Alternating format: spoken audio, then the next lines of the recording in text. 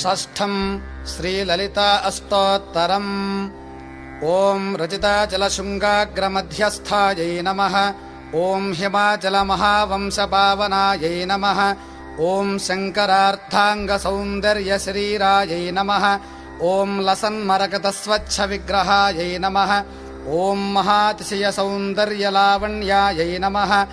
ॐ शशाङ्कशेखरप्राणवल्लभायै नमः। ॐ सदा पञ्चदशात्मैक्यस्वरूपायै नमः। ॐ वज्रमाणिक्यकटककिरीटायै नमः।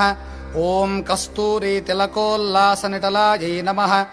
ॐ भस्मरेखाङ्कितलसन्मस्तकायै नमः। ॐ विकचाम्भोरुहदळलोचनायै नमः। ॐ लसत्काञ्चनताटङ्कयुगलायै नमः। ॐ